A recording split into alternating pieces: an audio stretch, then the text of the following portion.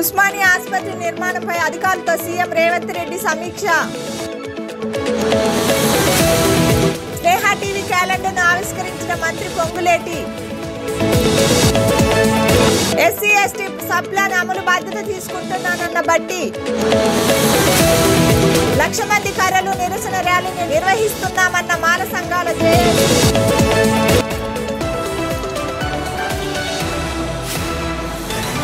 కొత్త ఉస్మానియా ఆసుపత్రి నిర్మాణంపై అధికారులతో ముఖ్యమంత్రి రేవంత్ రెడ్డి సమీక్ష సమావేశం నిర్వహించారు. గోషామహల్లోని ప్రతిపాదిత స్థలానికి సంబంధించిన శాఖల మధ్య భూ బదలాయింపు ప్రక్రియ, ఇతర పనులు వీలైనంత వేగంగా పూర్తి చేయాలని అధికారులను సీఎం ఆదేశించారు. ప్రతిపాదిత స్థలంలో చేపట్టాల్సిన ఉస్మానియా ఆసుపత్రి ఇతర నిర్మాణాలకు సంబంధించిన నమూనా మ్యాప్లను అధికారులు సీఎంకు వివరించారు. స్నేహ టీవీ ప్రజాపాలన తెలుగు జాతీయ దినపత్రిక నూతన సంవత్సర క్యాలెండర్ ఖమ్మంలోని తెలంగాణ రెవెన్యూ గృహ నిర్మాణ సమాచారాల శాఖ మంత్రి పొంగులేటి శ్రీనివాసరెడ్డి ఆవిష్కరించారు. ఈ సందర్భంగా వారు మాట్లాడుతూ పాత్రికేయులకు ప్రభుత్వానికి ప్రజలకు వారధిగా ఉండి నిజాయితీ నిబద్ధతగా ఉండే వార్తలను ప్రసారం చేసే విధంగా ఉండాలని అన్నారు. తదనంతరం సంస్థకు తెలంగాణ ప్రజలకు నూతన సంవత్సర సంక్రాంతి శుభాకాంక్షలు తెలియజేశారు. ఈ కార్యక్రమంలో స్నేహ టీవీ ఖమ్మం జిల్లా స్టాఫ్ రిపోర్టర్ మోదుగు శ్రీధర్, ఐజేయు రాష్ట్ర కార్యదర్శి రామనారాయణ, ఐజేయు జిల్లా అధ్యక్షులు వనం వెంకటేశ్వరరావు, స్నేహ టీవీ జిల్లా కెమెరామెన్ సతీష్ తదితరులు పాల్గొన్నారు.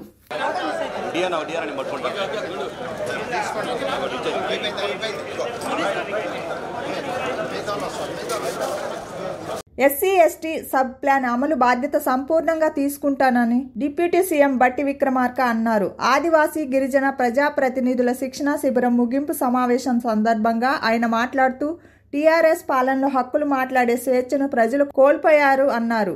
ప్రజలు ఇందిరమ్మ రాజ్యం తెచ్చామని చెప్పారు. కాంగ్రెస్ ప్రభుత్వమే హక్కులను స్వేచ్ఛగా ప్రశ్నించే చట్టాలను తెచ్చిందన్నారు. మేము తరతరాలుగా ప్రాంతంలో నదుల్లో చేపలు పట్టుకుని బతుకుతూ ఉన్నాం. ఈరోజు ఫారెస్ట్ సంబంధించిన అధికారులు వచ్చి మమ్మల్ని ఆ గ్రామంలో చేపలు పట్టుకునేట్లేదు నదిలో. మీరు మళ్ళీ ఇందిరమ్మ ప్రభుత్వాన్ని తీసుకొని వచ్చి మళ్ళీ తిరిగి వచ్చి మా చేయ పట్టుకుని తీసుకుపోయి నదిలో చేపలు పట్టుకునే హక్కుని మాకు ఇవ్వాలి అని చెప్పి అక్కడున్న ఆడవాళ్ళు వాళ్ళ చేతుల్లో నా చేయించి ప్రామిస్ చేయించుకుని నన్ను నడుస్తూ నాతో పాటు వచ్చారు. సో మేము చెప్తా ఉన్నాం స్పష్టంగా, నదుల్లో అక్కడ ఉన్నటువంటి సహజ వనరులు ఏమున్నా కానీ చెట్ల ద్వారా వచ్చేటువంటి ఫలసాయం కానీ తప్పనిసరిగా చట్ట ప్రకారం వాళ్ళకున్న హక్కుల ప్రకారం వాళ్ళకే వచ్చేటట్టు చేసే బాధ్యత కూడా ఈ ఇందిరమ్మ రాజ్యం తీసుకుంటుంది అని కూడా ధైర్యంగా మీరు కూడా గ్రామాల్లో తిరిగి వెళ్లి చెప్పి ప్రచారం చేయండి. అవి ఇవ్వటం కోసం కూడా మేమంతా వచ్చి పనిచేస్తామని ఈ సందర్భంగా మీ అందరికీ మనం చేస్తాం. సో ఫారెస్ట్ రైట్స్ యాక్ట్ సంబంధించి, పీసా యాక్ట్ సంబంధించి, 6 యాక్ట్ సంబంధించి, ఇందిరమ్మ ఇళ్ల గురించి, పేదవాళ్ళకు సంబంధించి, ఐటీడీఏల గురించి కూడా చెప్పారు. ఐటీడీఏలు అందరూ కూడా మేము సమావేశం పెడతాం. ఐటీడీఏలు అనేది ఒక అద్భుతమైనటువంటి వ్యవస్థ. ఆ వ్యవస్థను పూర్తిగా సర్వనాశనం చేశారు గత దశాబ్ద కాలం. వాటన్నిటిని తిరిగి పునర్జీవింపజేసి ఐటీడీఏలకు కావాల్సినంత బడ్జెట్ ని కేటాయిస్తాం. ఐటీడీఏల ద్వారా తిరిగి అక్కడ ఉన్నటువంటి అన్ఎంప్లాయిడ్ యూత్ కి ట్రైనింగ్ ఇప్పించేసి ఎంప్లాయ్మెంట్ జనరేషన్ చేసుకోవడానికి, సెల్ఫ్ ఎంప్లాయ్మెంట్ చేసుకోవడానికి కావాల్సిన వ్యవస్థను కూడా ఏర్పాటు చేస్తామని చెప్తూ వీటన్నిటికీ సర్వయోగ నివారణ ఒకటే. ఎస్సీ ఎస్టీ సబ్ ప్లాన్ ద్వారా బడ్జెట్ లో మేము కేటాయించిన నిధుల్ని తూచా తప్పకుండా అమలు చేసి రిలీజ్ చేస్తే వీటన్నిటిని పరిష్కారం చేయొచ్చు. ఆ చేసే బాధ్యత తీసుకుంటాం. ఏం సార్? సో తీసుకునే బాధ్యత మేమందరం తీసుకుంటాం. మేమందరం తీసుకుంటాం ఆ బాధ్యతని. సో నిధులు రిలీజ్ చేసే బాధ్యతతో పాటు చట్టాల ద్వారా మిగతా వచ్చిన హక్కులు కూడా మీరంతా అందిపుచ్చుకొని మిగతా వాళ్ళకు కూడా అందించి ఆ హక్కుల ద్వారా కాంగ్రెస్ పార్టీ ద్వారా భారత రాజ్యాంగం కల్పించిన బాబాసాహెబ్ అంబేద్కర్ అందించిన ప్రియాంబుల్లో ఉన్నటువంటి ప్రాథమిక అంశాలన్నింటినీ కూడా ప్రజలకు అందిస్తామని చెప్పి నేను స్పష్టంగా చెప్పండి. రాహుల్ గాంధీ గారు చాలా స్పష్టంగా ఉన్నారు. మల్లికార్జున ఖర్గే గారు కూడా చాలా స్పష్టంగా ఉన్నారు. ఈ దేశంలో సామాజిక న్యాయం తీసుకురావాల్సిందే. ఆ సామాజిక న్యాయం ద్వారా దేశంలో ఉన్నటువంటి సంపదని, వనరులు, ఈ దేశ ఆస్తుల్ని ప్రజలకే చెందేటట్టు చేయాలి. ఏదో కార్పొరేట్ శక్తులకు కాదు. ఈ ఆస్తులు, వనరులు అన్ని కూడా ఈ దేశంలో ఉన్న ప్రజలకి, మరీ ముఖ్యంగా ఎస్సీ ఎస్టీ బీసీ మైనారిటీకి వారి జనాభా దావాషా ప్రకారం పంచాలని చాలా స్పష్టంగా రాహుల్ గాంధీ గారు చెప్తా ఉన్నారు. తెలంగాణ ఎలక్ట్రిసిటీ ఇంజనీర్స్ అసోసియేషన్ 2025 క్యాలెండర్ను డిప్యూటీ సీఎం బట్టి విక్రమార్క ఆవిష్కరించారు. ఈ సందర్భంగా విద్యుత్ ఉద్యోగాలకు సంబంధించిన అధికారులకు సంక్రాంతి శుభాకాంక్షలు తెలిపారు. ఈ కార్యక్రమంలో అసోసియేషన్ అధ్యక్షులు ఎన్ శివాజీ, ప్రధాన కార్యదర్శి ఏఆర్ శెట్టి, అడ్మినిస్ట్రేషన్ సెక్రటరీగా ఉన్న Nayak, Transco secretary B Ravi, association రాష్ట్ర నాయకులు బి తిరుపతి, సంపత్, మధు, ప్రవీణ్, లక్ష్మయ్య, కేవీఎన్ రెడ్డి, కురుమయ్య, గోపి, శరణ్ సింగ్, జట్టి గణేష్ తదితరులు పాల్గొన్నారు. అక్టోబర్ 2వ తేదీన భారత రాజ్యాంగ పరిరక్షణ, దళితులకు రక్షణ అనే నినాదంతో మాల సంఘాల జేఏసీ ఆధ్వర్యంలో హైదరాబాద్ ట్యాంక్ బండ్ నుంచి 1,00,000 మంది కర్రలు నిరసన ర్యాలీ నిర్వహిస్తున్నామని మాల సంఘాల జేఏసీ చైర్మన్ గుండమల్ల చెన్నయ్య చెప్పారు. దేశవ్యాప్తంగా బీజేపీలోకి అధికారంలోకి వచ్చినప్పటి నుండి నేటి వరకు ఏదో ఒక దగ్గర దేశంలో ప్రతిరోజు అట్రాసిటీ రాజ్యాంగ సహనం జరుగుతుందని విమర్శించారు. ఎస్సీ వర్గీకరణ అంశాన్ని పార్లమెంటు వేదిక చేయకుండా సుప్రీంకోర్టు ద్వారా తూర్పు నుంచి 2 దళిత కులాల మధ్య సిచ్చు పెట్టిందని మండిపడ్డారు. చాలా కుట్ర చేస్తుంది. కుట్ర అంటే కొంత నాయకులను పెట్టి మాలలను తిప్పిస్తున్నాడు. ఏది కిషన్ రెడ్డి కానీ అమిత్ షా కానీ, మీరు ఎంతవరకు న్యాయం? కిషన్ రెడ్డి గారు, మేము చాలా చెప్తున్నాం, న్యాయమైన పద్ధతి చెప్తున్నాం. నీవు ఎంతవరకైనా కూడా మాలలను తిప్పించడం. అమిత్ షా గారు బాబాసాహెబ్ అంబేద్కర్ గారిని విమర్శించినప్పుడు మీరు ఏం చేసిండ్రు? అందుగురించనే క్షమాపణ చెప్పాలి. అమిత్ షా గారు పార్టీకి వెళ్ళి తొలగించాలని కూడా మేము డిమాండ్ చేస్తున్నాం. లేకపోతేనంటే పెద్ద ఎత్తున ఉద్యమాలు చేస్తాం. బీజేపీ ప్రభుత్వం గద్దె దిగిన దగ్గర ఆ రోజు ఏమన్నాడు మోడీ గారు? బాబాసాహెబ్ అంబేద్కర్ గారు ఉన్నందుకే నేను ప్రైమ్ మినిస్టర్ అయినా అన్నాడు. మీకు తెలియదా? బాబాసాహెబ్ అంబేద్కర్ గారిని విమర్శించినప్పుడు మీ పార్టీలో క్షమాపణ చెప్పించడం లేదు, పార్టీకి వెళ్ళి తొలగించడం లేదు. అందు గురించనే ఉద్యమాలు ఈ ఢిల్లీ వరకు గల్లీ వరకు చేసి క్షమాపణ చెప్పిన దగ్గర ఇనేదే లేదని కూడా మేము డిమాండ్ చేస్తున్నాం. అన్ని సంఘాల చేసి తీర్మానం చేసినామని కూడా మేము మాట్లాడుతున్నాం. గడిచిన 10 ఏళ్లలో ఆశించిన స్థాయిలో అభివృద్ధి జరగలేదని రెవెన్యూ శాఖ మంత్రి పొంగులేటి శ్రీనివాసరెడ్డి అన్నారు. అభివృద్ధి జరగాలంటే ఇందిరమ్మ రాజ్యంతోనే సాధ్యమని ప్రజలు కాంగ్రెస్ పార్టీని అధికారంలో తీసుకువచ్చారన్నారు. పేదలు అందరికీ జనవరి 26 నుంచి నూతన రేషన్ కార్డులు ఇస్తున్నామని చెప్పారు. ఇందిరమ్మ ఇండ్ల కోసం 72 లక్షల లబ్ధిదారుల వివరాలు సేకరించడం జరిగిందన్నారు. ఆశించింది మేరకు జరగలేదు కాబట్టే మార్పు కావాలని, అది ఇందిరమ్మ రాజ్యంతోనే సాధ్యమని తెలంగాణ రాష్ట్ర ప్రజలందరూ ఇందిరమ్మ రాజ్యాన్ని దీవించి సంవత్సరం పూర్తయి 2వ సంవత్సరంలోకి అడుగు పెట్టాం. ఏవైతే పేదోళ్ల కలలు నెరవేర్చడం కోసం తెలంగాణ రాష్ట్రంలో ఏర్పడిన ఇందిరమ్మ రాజ్యం యొక్క గడిచిన సంవత్సరంలో జరిగిన సంక్షేమము, అభివృద్ధి కార్యక్రమాల గురించి చర్చించుకుంటూ గడిచిన 10 సంవత్సరాల నుంచి ఏవైతే పేదవాడికి అవసరమైన కనీస అవసరాలకు సంబంధించిన తెల్ల రేషన్ కార్డులు, ఈ తెల్ల రేషన్ కార్డుల విషయంలో ఎక్కడైతే ఎన్నికలు వస్తాయో ఎన్నికలు వచ్చే ప్రాంతంలోనే తెల్ల రేషన్ కార్డులు ఆనాటి ప్రభుత్వం ఇచ్చి రాష్ట్రంలో మిగతా ప్రాంతాలన్నిటినీ విస్మరించింది అన్నది నిజం.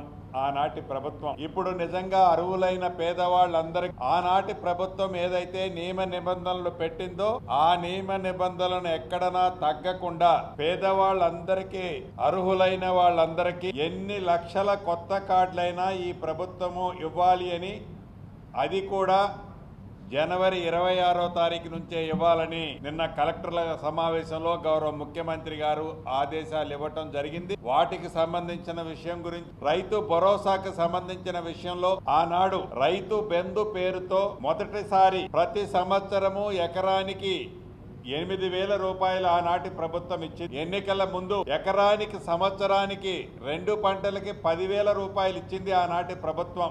రాష్ట్ర ఆర్థిక పరిస్థితి బాగలేకపోయినా పీకల దాకా ఈ రాష్ట్రాన్ని అప్పుల్లో ఆనాటి ప్రభుత్వం ఇచ్చిన మాట ప్రకారం ప్రతి ఎకరాకి, ఏవైతే సాగుకి యోగ్యమైన ప్రతి ఎకరాకి సంవత్సరానికి 12,000 రూపాయలు ఇవ్వాలని, అది కూడా జనవరి 26వ తారీఖు నుంచి ఇచ్చే కార్యక్రమాన్ని ప్రారంభించే విధంగా గౌరవ ముఖ్యమంత్రి గారు కలెక్టర్లకు ఆదేశాలు ఇవ్వటం జరిగింది. అదే రకంగా ఇక్కడున్న మీడియా మిత్రులు, రాష్ట్రంలో ఉండే అనేక మంది మీడియా మిత్రులు అనేక సందర్భాల్లో మా నాయకులను అడుగుతుండగా మీరు విన్నారు. భూమి ఉన్నోళ్ళకి రైతు భరోసా ఇస్తున్నావు, రైతు బంధు ఇస్తున్నావు, రుణమాఫీ చేస్తున్నావు, ధాన్యం పండిస్తే బోనస్ అదనంగా ఇస్తున్నావు,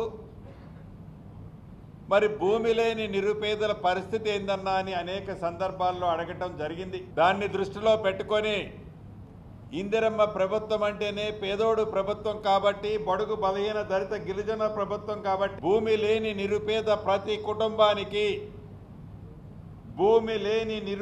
ప్రతి కుటుంబానికి సంవత్సరానికి 12,000 రూపాయల చొప్పున 2 విడతలుగా 6,000 చొప్పున ఇచ్చే కార్యక్రమాన్ని జనవరి 26వ తారీఖు నాడు శ్రీకారం చుట్టడం జరుగుతుంది. ఇక 4వ అంశం, ఆ శాఖకు సంబంధించిన అంశం ఇందిరమ్మ ఇళ్లు. ఇందిరమ్మ ఇళ్లు అంటేనే ఇందిరమ్మ రాజ్యం. ఇందిరమ్మ రాజ్యం అంటే ప్రతి పేదవాడికి గుర్తొచ్చేది ఇందిరమ్మ బొమ్మ వారి గుండెల్లో చిరస్థాయిగా ఉందో ఆ కళను నెరవేర్చే కార్యక్రమాన్ని సైంటిఫిక్ గా ఏదో ఉత్తుత్త మాటలు చెప్పకుండా మన ఇందిరమ్మ ప్రభుత్వం ఏర్పడిన కొత్తలో ప్రజల వద్దకే పాలన కార్యక్రమంలో భాగంగా అధికారులని ప్రతి ఇంటికి పంపించినప్పుడు రాష్ట్ర వ్యాప్తంగా వారికి ఉన్న సమస్యలు 1,15,00,000 అప్లికేషన్లు వచ్చాయి. దాంట్లో 80,60,000 అప్లికేషన్లో ఇళ్లు కావాలని అడిగిన వాళ్ళు ఉన్నారు. ఈ 80,60,000 అప్లికేషన్లలో ఎవరు ఎలిజిబులో చూడటం కోసం డిసెంబర్ 5వ తారీఖు నాడు ఒక యాప్ని ప్రారంభించి ఇప్పటి వరకు సుమారు 72 లక్షల మందిని ఒక్క జిహెచ్ఎంసీ పరిధిలో తప్ప రూరల్ ప్రాంతంలో ఉండే అప్లై చేసిన ప్రతి ఒక్కళ్ళని ఇందిరమ్మ యాప్ ద్వారా వాళ్ళ వివరాలు సేకరించాం. ఇందిరమ్మ ఇళ్ళు ఇచ్చే కార్యక్రమాన్ని కూడా 26వ తారీఖు నాడు గ్రామ సభలో ఇందిరమ్మ ఇళ్ల కోసం గ్రామ సభ, రైతు భరోసా ఇచ్చే దాంట్లో కూడా ఆ గ్రామంలో ఏవైతే కొండలు, గుట్టలు, వాగులు, వంకలు, చెరువులు ప్రభుత్వ వారి సొంత ఆస్తులని నివాస యోగ్యం కోసం ట్రాన్స్ఫర్ చేసుకున్నారో, ఏదైతే వారి సొంత భూములని ఇండస్ట్రీస్ కోసం ట్రాన్స్ఫర్ చేశారో, ఏ స్థలాలనైతే ఇల్లు కట్టుకోవటానికి అర్హతలు పొంది గత ప్రభుత్వంలో ఇందాక నేను చెప్పిన అన్నిటికీ కూడా ఆనాటి ప్రభుత్వం ఏది చూడకుండా రైతు బంధువునిచ్చింది. దానికి సంబంధించిన అంశాన్ని కూడా గ్రామ సభలో చర్చించి ప్రతి రెవెన్యూ గ్రామానికి సంబంధించిన ఎవరికి మనము రైతు భరోసా ఇస్తున్నామో కూడా అక్కడ ఆ ఊర్లో డిస్ప్లే చేయడం జరుగుతుంది. ఇందిరమ్మ ఇళ్ల విషయంలో కూడా నిష్పక్షపాతంగా ఎవరైతే పేదవాళ్ళు, అర్హులైన వాళ్ళు, పేదవాళ్లలో బహుపేదవాళ్ళకి టాప్ ప్రయారిటీ పెట్టి రాష్ట్ర వ్యాప్తంగా ప్రతి నియోజకవర్గానికి తక్కువలో తక్కువ 3,500 ఇళ్ల చొప్పున ఎస్సీ ఎస్టీ రిజర్వ్డ్ కాన్స్టిట్యున్సీలో అదనంగా కొన్నిస్తూ ఈ కట్టే ప్రతి ఇల్లు 400 చదరపు అడుగులుండి ఈ 400 చదరపు ఇళ్లకి ప్రతి ఇంటికి 5 లక్షల రూపాయల చొప్పున 4 విడతల్లో ఫౌండేషన్కి 1,00,000 రూపాయలు, కిటికీ లెవెల్లో కడితే 1,25,000, స్లాబ్ వేస్తే 1,75,000 పూర్తి చేసిన తర్వాత మిగిలిన 1,00,000 మొత్తం కలిసి 5 లక్షల రూపాయలు గ్రీన్ ఛానల్లో ఇచ్చే కార్యక్రమాన్ని ఈ జనవరి నుంచే ఇప్పటికే అన్ని ప్రిపేర్ చేశాం.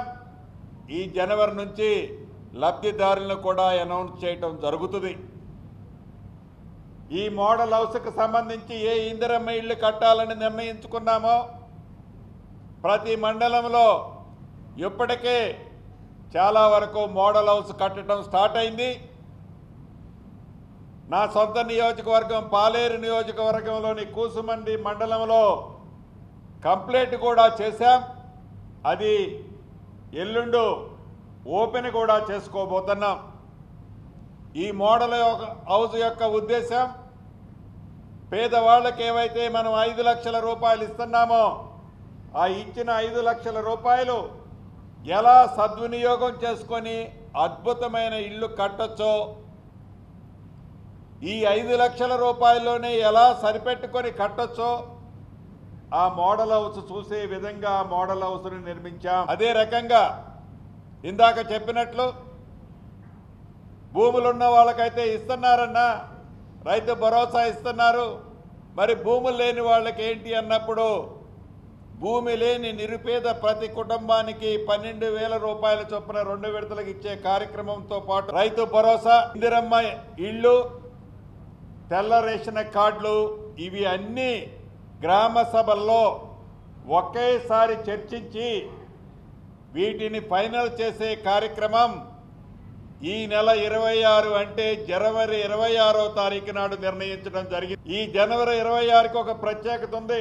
గౌరవ ముఖ్యమంత్రి గారు గతంలో చెప్పినట్లు ఇది 75వ స్వతంత్ర దినోత్సవం, గణతంత్ర దినోత్సవం. ఈ గణతంత్ర దినోత్సవం నాడు ఈ 75వ గణతంత్ర దినోత్సవానికి ప్రత్యేకత ఉంది కాబట్టి ఆనాడు పేదవాళ్ల కోసం ఈ 4 కార్యక్రమాలని, రైతన్నలకు కూడా మేలు జరిగే కార్యక్రమాన్ని చేపట్టడం జరిగింది. వీటితో పాటు వీటన్నిటికీ కూడా ఆర్థికంగా ఆనాటి ప్రభుత్వం చేసిన అప్పులు కడుతూ ఇబ్బందులని అధిగమిస్తూ అన్న మాట ప్రకారం, ఇచ్చిన మాట ప్రకారం ఈ 4టిని పూర్తి చేస్తూ ఇంకా 1-2 కార్యక్రమాలు కూడా ఉన్నాయి.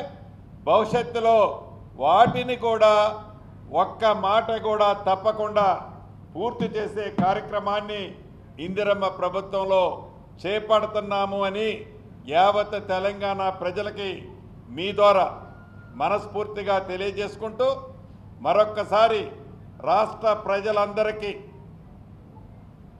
తెలంగాణ రాష్ట్ర ప్రభుత్వ పక్షాన, గౌరవ ముఖ్యమంత్రి రేవంత్ రెడ్డి గారి పక్షాన, నా పక్షాన సంక్రాంతి శుభాకాంక్షలు తెలియజేసుకుంటూ సెలవు తీసుకుంటున్నాను. తిమ్మాజిపేట మండలం పోతిరెడ్డిపల్లి గ్రామంలో 33/11 కేవీ సబ్స్టేషన్ నిర్మాణ పనులను డిప్యూటీ సీఎం బట్టి విక్రమార్క శంకుస్థాపన చేశారు. ఈ సందర్భంగా డాక్టర్ బిఆర్ అంబేద్కర్ విగ్రహానికి పూలమాల వేసి నివాళులు అర్పించారు. కార్యక్రమంలో మంత్రి Jupally Krishna Rao, MP Mallu Ravi, MLA Rajesh Reddy, MLC Kuchukulla Damodar Reddy, DCC అధ్యక్షులు అచ్చంపేట ఎమ్మెల్యే చిక్కుడు వంశీకృష్ణ తదితరులు పాల్గొన్నారు. మాస్టర్ కి TV please like, share and subscribe Master Key TV.